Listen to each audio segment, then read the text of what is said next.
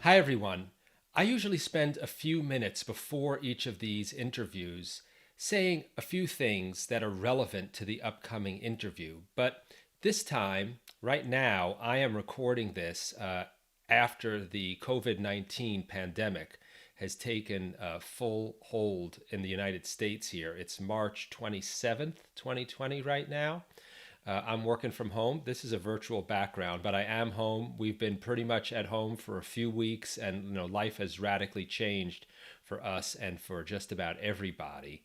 So I thought I would let you know that if you are now at home, working at home, perhaps full time, feeling isolated at home, struggling to work remotely from home, as an employee or contractor or freelancer, if you are a manager or supervisor and trying your best to adapt to managing a team of people who are now unexpectedly, pretty much overnight, working remotely, I want you to know that I and we here at Technology for Mindfulness are here to support you. I have put out a few free webinars so far. We'll keep doing that. Stay tuned to the blog for information about how to be focused and productive while working remotely, how to deal with the inevitable isolation that you can feel working from home, and how to take advantage of technology to help with all of these things. And I wouldn't quite call it a silver lining, but one thing that many of us are fortunate to have during this pandemic is technology that we can use to communicate with each other by phone, text, video, even live video, which just a few years ago was much less common, to help us engage and interact with each other directly to deal with that isolation and feelings of loneliness. We will keep putting out more content related to this to help all of you. And I'd really encourage you and request and welcome you to reach out to us to let us know, what are you struggling with in the face of COVID-19 that's related to what we can help with: remote work, using technology, being distracted, needing to be focused, needing to be productive, and how to connect best with other people in your work, in your life. You can reach out to us in many ways. You can go to the Contact Us page on our website. You can reach out to us through Facebook. You can comment on this YouTube video if you're watching this on YouTube rather than listening to it. Reach out to us. Let us know what you need help with, and we will pay attention to that and do our best to respond. I hope you, your family, your colleagues, your friends, and everyone in your circle is safe and well. Today I'm going to be speaking with Carolyn Welch, the co-founder and chief executive officer of the Mindsight Institute and author of The Gift of Presence, a mindfulness guide for women. Carolyn began her mindfulness practice 40 years ago while studying in Japan. You can find out more about Carolyn at Carolyn Welch, that's WELCH.com. I'm extremely pleased to welcome Carolyn Welch to the Technology for Mindfulness podcast. Hi, Caroline, and welcome to the Technology for Mindfulness podcast. Hi, it's great to be here. I'd love to get started by asking you, you've been into and practicing mindfulness for decades now. Could you let people know how you got started in mindfulness, practicing mindfulness? Yes, it was quite unexpected. I was living in Japan as an English teacher in the mid-70s. And some of my students were going to a temple nearby quite regularly. I was in Hiroshima, Japan, which happens to be the headquarters of Mazda. And they would send their engineering students and others there on weekends for mindfulness retreats. And many of my students were engineers, and one of them said that he thought I would enjoy a weekend at the temple.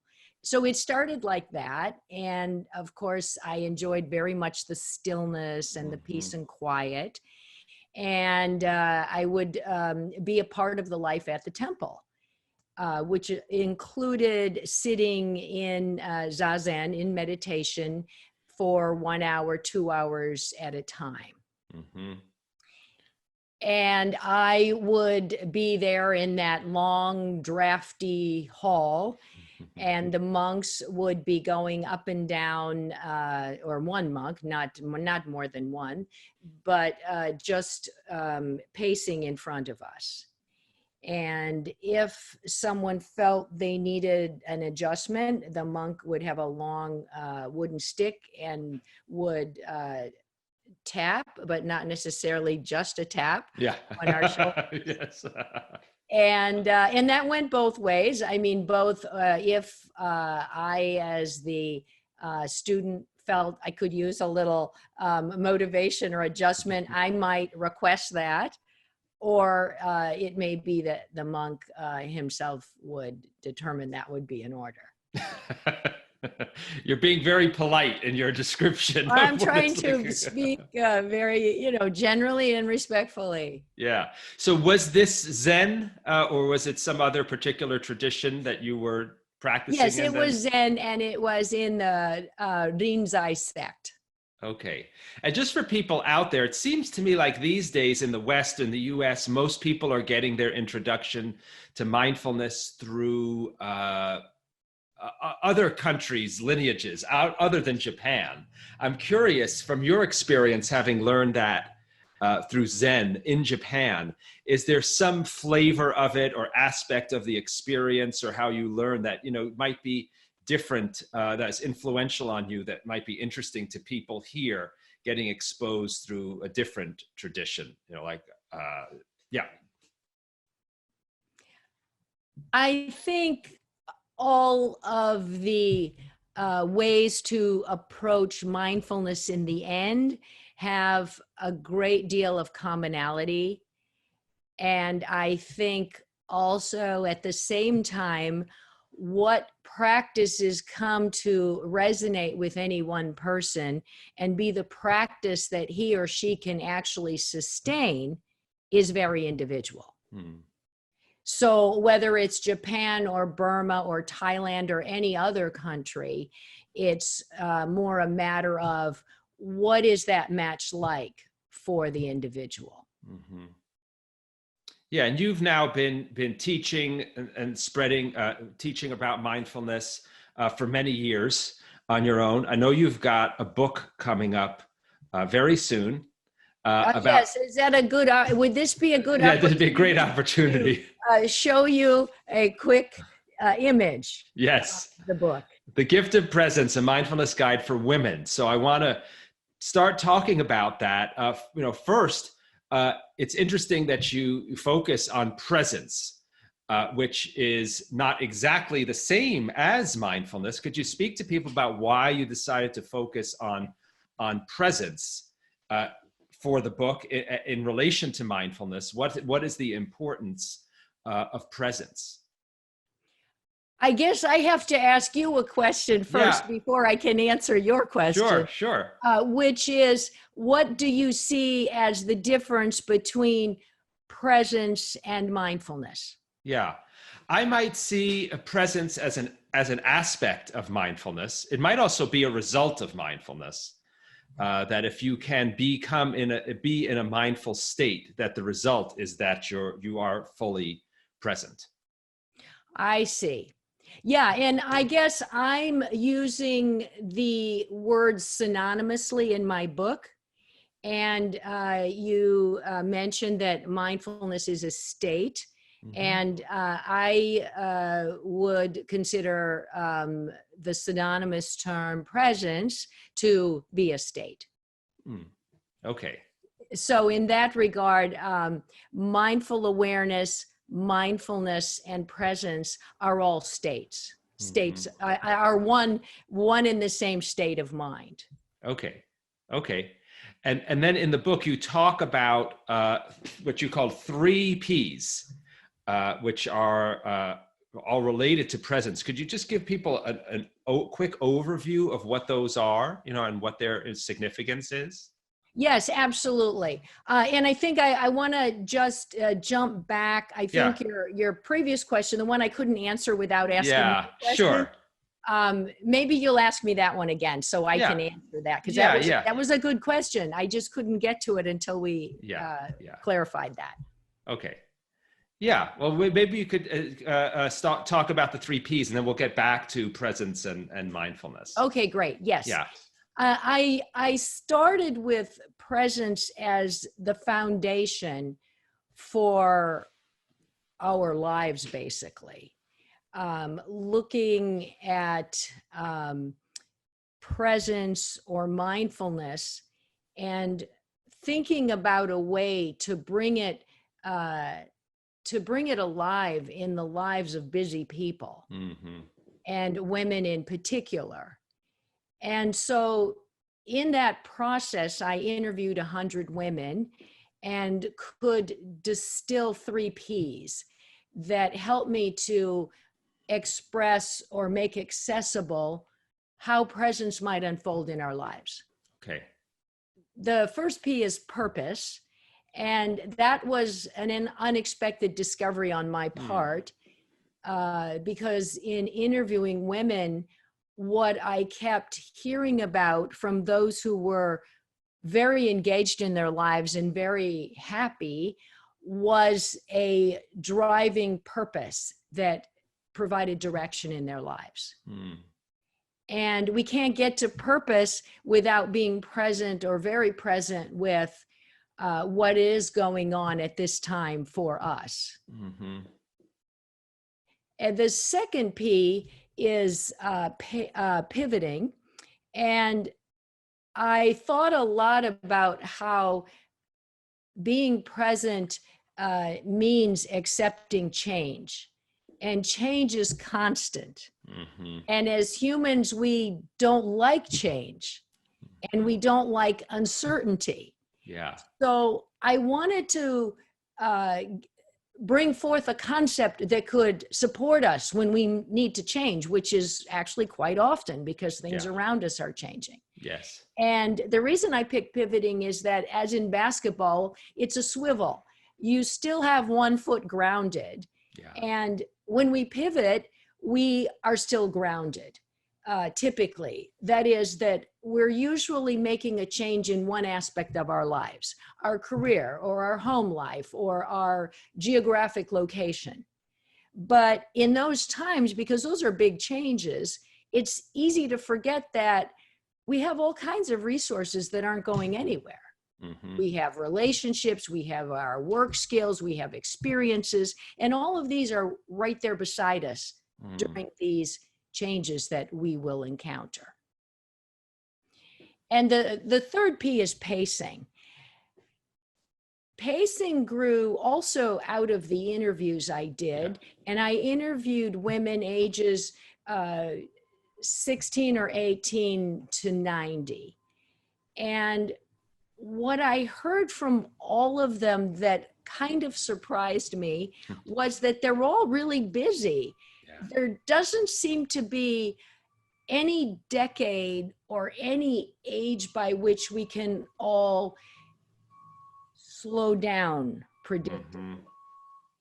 Mm-hmm. I thought that the merger of so many life's demands in our 20s and 30s, when there's so much uncertainty about what to study, how and where to work, what kind of family life, if any, or significant other, or all of these looming unknowns and decisions, which exist then, actually continue to persist and exist in different forms later in our lives.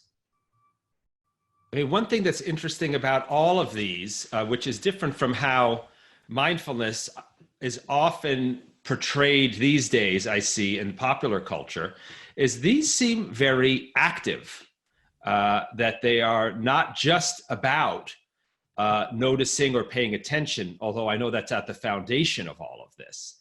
But pivoting involves some element of making a decision and acting on it. Purpose has some direction you are looking in. And the pacing is about the pace of what? Of perhaps being aware, but also of acting. And you talk a little about that active element of all of this. Right. And I think maybe this is a point to clarify because as you suggest, we hear and see a lot about mindfulness, the mindfulness phenomenon. Yeah, And I think there are many misconceptions about what mindfulness may or may not be. sure. And when you say the three P's have an active part of them, well, presence or mindfulness itself is the paying of attention Yes. in the present moment to what's going on without getting carried away by judgments, with kindness for ourselves. That's not exactly sitting back and relaxing. Right. And so I think while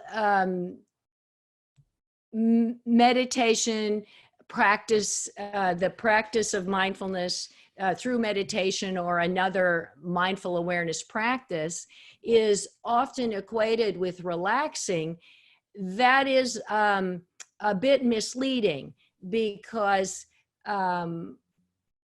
relaxing is different than a mindful awareness practice. Yes, yes. And that's why I was trying to be careful to say it's different from how we often hear it described or Okay. portrayed these days. Right, right. Because I think, there may be people listening who have only been perhaps exposed to that way of thinking about mindfulness as being That's something right. somewhat passive. That's right. And this is a very interesting point. And in my interviews, what I heard quite often, if I would ask, what about your own mindfulness practice? I would often hear something like, oh, yes, when I'm painting, that's my time. I'm fully in the zone or Hmm. mindful or relaxed, Yeah. which reiterates what you're suggesting, that there's a little bit of confusion because we can't really say mindfulness is relaxing. It may be, but Hmm.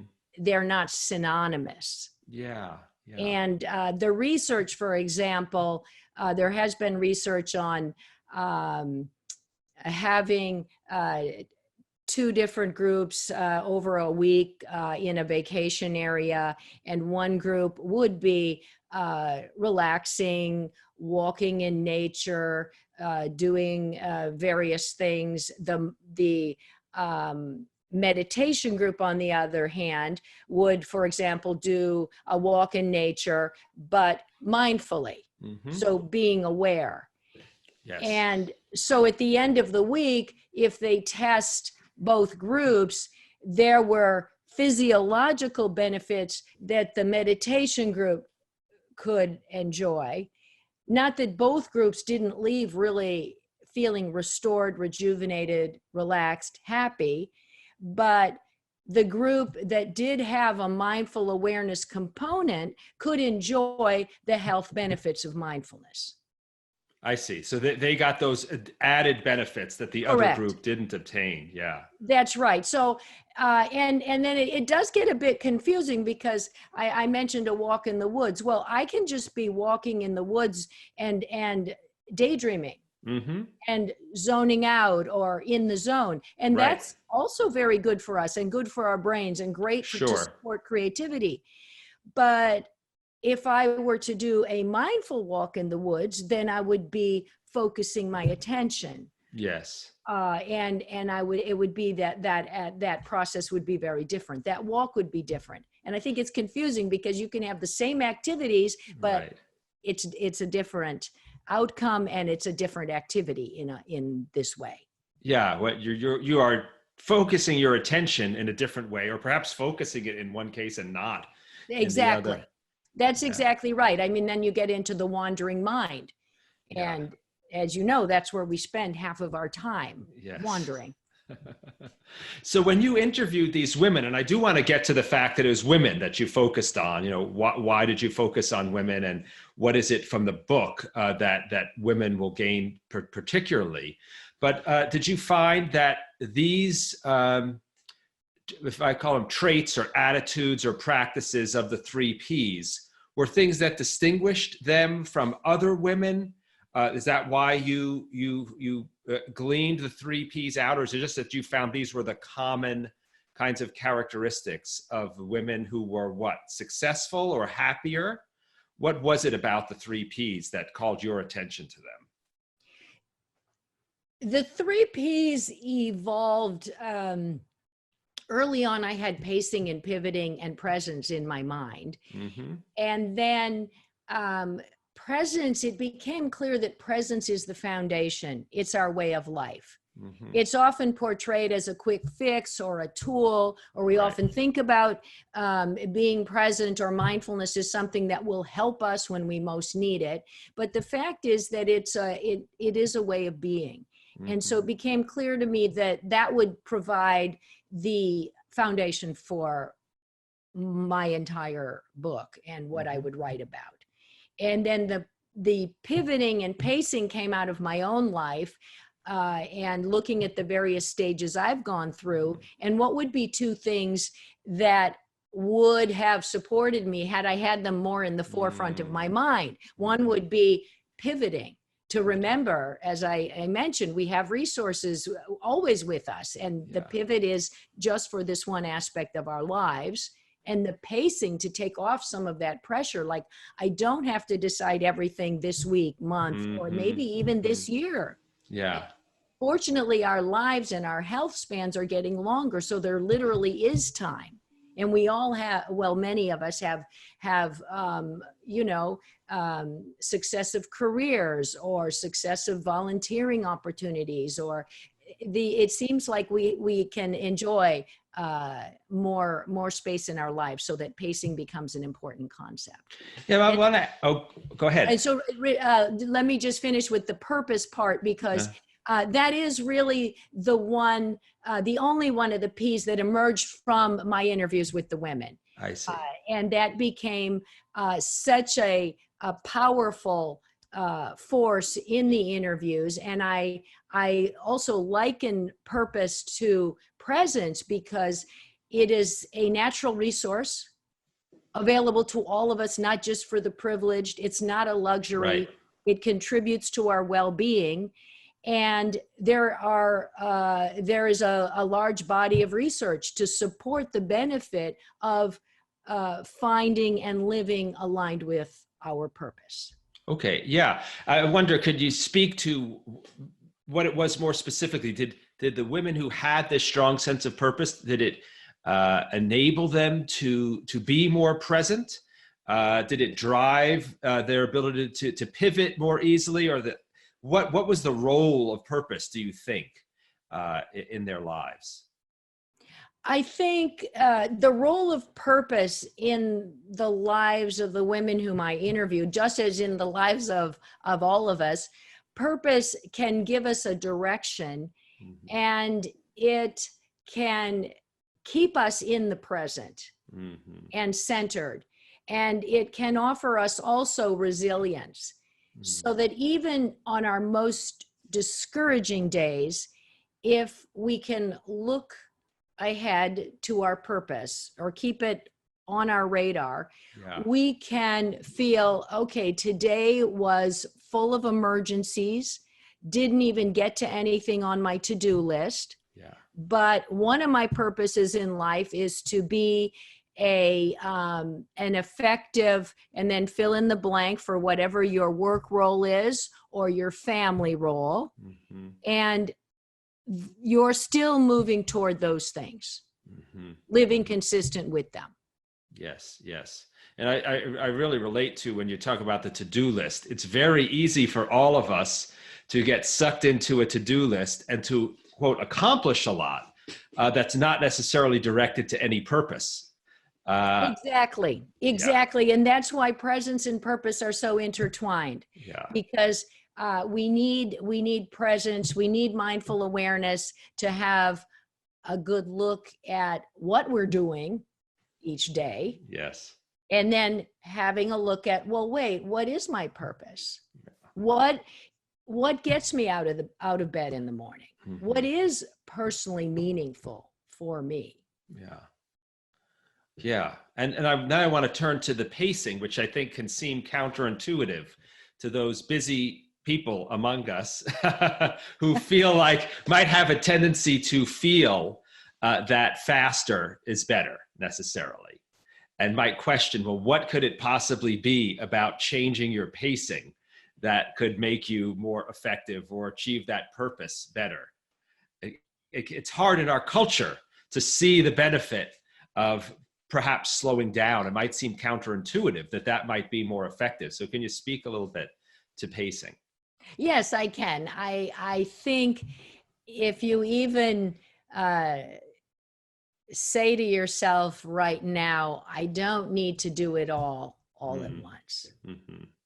or I'm exactly where I should be right now. Mm-hmm. These are things that are simple but not easy to remember.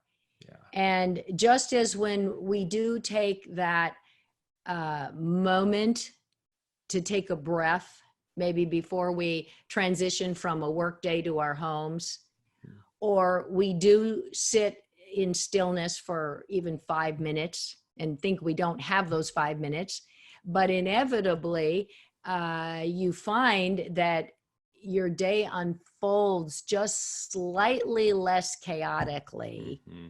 because your relationship to the day has Yeah. been shifted a little bit. Yeah. Yeah, I find that very helpful when you say the relationship to the day, because we all know we have a certain number of hours, minutes, seconds in the day, right? That we can't change. We can change our attitude towards it or our relationship to it or how we perceive it. That's right, exactly. And that's one of the most interesting things when we come to consider technology and mindfulness, Mm-hmm. because technology is here to stay and it's not the enemy. It does so much good for us. But we do need to uh, have a healthy relationship with technology so that we aren't all consumed. Yeah, and I know you use this phrase in the book, titrating the technology. I find it an Right. interesting metaphor. Can you As an speak to engineer, that? you're Yes. interested in that, Yeah, right? yeah, yeah. Can you talk about what do you mean by that? Like, what would that be in someone's life to titrate the technology? Right. Well, in its simplest terms, it would be uh, to put some rules on our devices. Mm-hmm. Our devices don't come with rules. Yeah. That's up to us. And as you know, the internet is, as we lovingly call it in our family, the infinite. And there's always more. So there have to be rules about, well, what would the times be? And what we're seeing is that in companies or in schools or in families or even in uh, any kind of group situation, each group kind of makes its own rules. Yeah. And there have been studies that have shown us in certain meetings, if 3 people out of 10 are paying attention, the others feel it's okay for them to Mm-hmm. be on devices. Mm-hmm. Yes. Or on the other hand, if one person pulls out a device, others are likely to. Yes. So there's just a behavior that develops depending upon what ecosystem you're in. Mm-hmm. Mm-hmm. Yeah, no, it's very much true that the devices, they don't come with rules, but they do come with their own behaviors that can influence us in one way or the other if we're not Right. intentional. Yeah, and I think another aspect of this is it's important to um, be informed about why uh, social media is unsocial Mm, and how it is such a perfect storm. If you consider that we are social beings and we have social brains, mhm. so we need to belong and to connect and to be accepted. So on social media, you have, you know, this network, but it's virtual Mhm. and it taps into the same reward circuitry that other addictions do. Mm-hmm. And so, in activating the reward circuitry and dopamine, a neurotransmitter, there's a fleeting excitement, but it's not enduring. Mm-hmm. So, if we go back and look at our need as humans to have, to belong and to have social connections, then restoring and supporting and cultivating our real-time Mm-hmm. in-person Mm-hmm. relationships Mm-hmm. can support us in disengaging from some of the social media that we might be entangled in more than we would like to be. Yeah, yeah, I really appreciate you pointing out that that these systems tap into what is a real, legitimate, understandable need that we all have. It's easy for us to feel regret or guilt about engaging on social media or other ways online, and then I find it helpful to step back and say, look, it's understandable. We are all driven by the desire to connect with each That's other, right. and these That's systems right. hold that out to us. Exactly. And I think knowing that is really important. And I think appreciating also the strength of the algorithms. Mm-hmm. Very smart people are Yeah. working right now to make their platform the most compelling. Mm-hmm. And the see more you might like, Yeah. that's all part of this. And I think that's where presence comes in action, to Yeah, I'm recognize what's curious about going that. on when that Yeah, comes. I see. Yeah, to be able to be present when there is some recommendation. I think, YouTube, they keep making their algorithm better and better. That's right. You've noticed that. That's great. I've That's the noticed first it. step. Yes, definitely noticed it. And you're right. Yeah. So you're suggesting to people they practice that noticing in that moment when Facebook or YouTube or whatever it else suggests something to them that might feel appealing.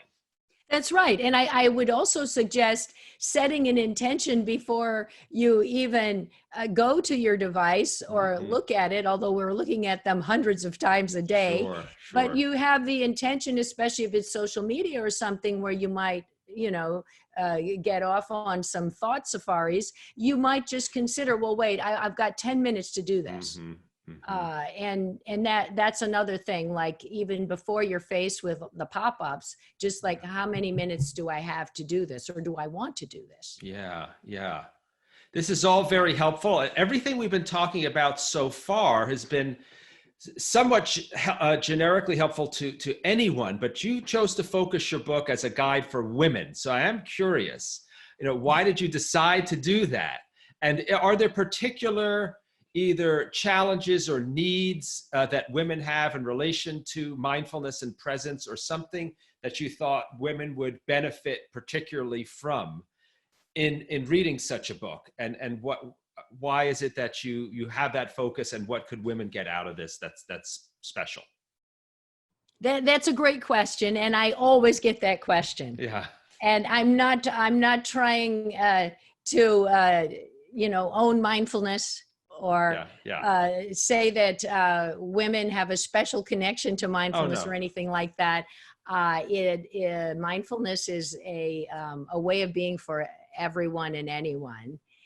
The the focus of my book is on women because I have experienced the challenges of being a working woman and having multiple roles, Mm-hmm. and knowing firsthand how being present can support us in some of the many things that we do. And we still have gendered assumptions in our culture and workplaces that do present challenges for women.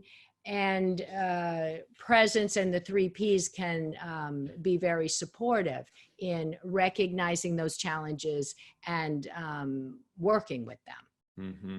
Yeah, you mentioned the many different roles. I'd like to hear about that. I assume perhaps you're referring to the fact women often have more responsibility at home and at work simultaneously, and have lots of different responsibilities that they have to fulfill simultaneously, and that can be particularly challenging. Is that part of what you're talking about? Yes, I'm referring to the expectations in fulfilling many different roles, as you're suggesting. Yeah. And it's not just from our society, it's Mhm. also from ourselves, and we Yeah. put pressures on ourselves as well. But it is often the case that the role of males as breadwinners is the one that is most important in Mhm. their lives. And so that's why in the workplace, you can see that the same speech delivered by Heidi is Mhm. received differently than the speech from Yeah. Howard. Yeah. And so there are still assumptions attached. And when it comes to roles in the family, caregiving still largely falls on women. Mhm. And even when women are working outside of the home, they're still in charge of the most of the home life and the so-called worry work. And if Mhm. there are children involved, then the work to register them and set up appointments and all of that, it all usually falls on women. Mhm. And I just want to mention one example in my own Yeah. life, and you're a lawyer, so you can probably envision this. But when I was in corporate litigation practice, it's not uncommon to work pretty long days, 12, 14, Sure. 15-hour days. And then in my case, I had many Japanese clients, so I may have to go to Japan and fly over the dateline and miss the weekend and come back. So it was quite a cycle. Yeah. And one evening this was at the time when our son was about 3 years old. And I was leaving my office around 9 p.m. And one of my partners called down the hall another half day. Mm. So it's that kind of comment. I Mhm. don't think he Yeah. would have Yeah. said that to any of my similarly situated Yeah. male attorney colleagues. Right. But there's that perception that if I leave my office to go and coach my daughter's soccer game, Mhm. Mhm. then maybe I'm not devoted to my work. Right. But if my male colleague does that, he's over in the extra credit column because he's Yeah. such a great dad, or Right. he has his Right. priorities in order. Yeah. So this is, unfortunately, this is still alive and well in many of our workplaces. Yeah. Yeah. And so what would you say to women who read your book?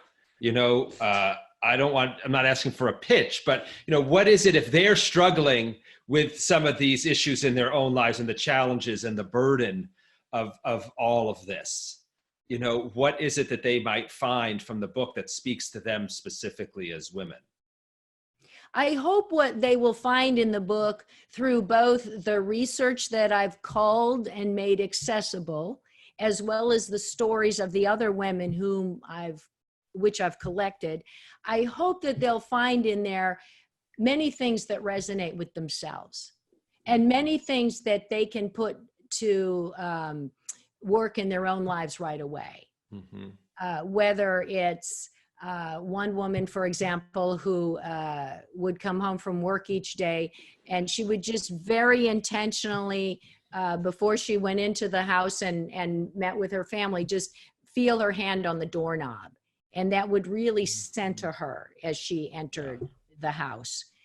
Uh, so I hope that some of these things will be very supportive for women. We all have to-do lists that are already too long. So one reframe that I encourage in the book is not to look at being present as another to-do that you don't get to. Mm-hmm.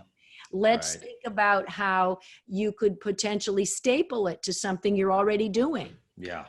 And then it's not an add-on, it's there and it's going to happen. That's great. Yeah, that's a really great way to frame it. And I don't want to suggest either that this book is only useful for women. I assume there's a lot in it that men could get out of, either directly for themselves to the extent it's about mindfulness, and then also to understand what the perspective of women might be. Does that seem Exactly. fair enough? Thank you. That's right. That's right. It is not only for women, and even when I offer all day mindfulness workshops for women, uh, there are always a few men who attend. Yeah. And when I ask why, they say, I attend because I have a daughter, or I'm a teacher in a school. I just need to know more about the Yeah. lives of women. Yeah. But absolutely everything in the book that concerns presence could apply to anyone. And it's just brought to life in the lives of women so that it could be of a support to them. Excellent. Excellent. Well, I just want to give you an opportunity to let people know where they can find out more about you and your work more generally, and the book. If they want to get in touch with you, learn about your work, read the book, and about everything you're involved in. Thank you. I think the go-to place would be my website, which is under my name, carolinewelch.com. Great. Well, that's great. We'll post a lot more in the show notes for everyone if you want to find out about the book and more about Caroline. And thanks so much for being on the Technology for Mindfulness podcast. I really enjoyed speaking with you. Thank you. My pleasure. Okay, bye now. Bye. Thanks so much for joining us for this episode of the Technology for Mindfulness podcast with me, Robert Plotkin, and today's guest, Carolyn Welch, the co-founder and chief executive officer of the Mindsight Institute and the author of The Gift of Presence, a mindfulness guide for women. You can find out more about Carolyn at carolynwelch.com. That's Carolyn Welch, WELCH.com. And I'll join you next time on the Technology for Mindfulness podcast with clinical social work therapist and expert on digital addiction, Nadja Streeter. If you liked today's episode, please subscribe to our podcast and our YouTube channel, and rate and review and share the episode with your friends. We'd really appreciate it. Don't forget to also check out our blog at technologyformindfulness.com to get free and practical tips for beating digital distraction and for being more productive and focused and creative and happy with your technology. And right now, if you go to our webpage and sign up for a free mailing list, you'll receive a free guide on how to manage your technology use and achieve balance with your tech.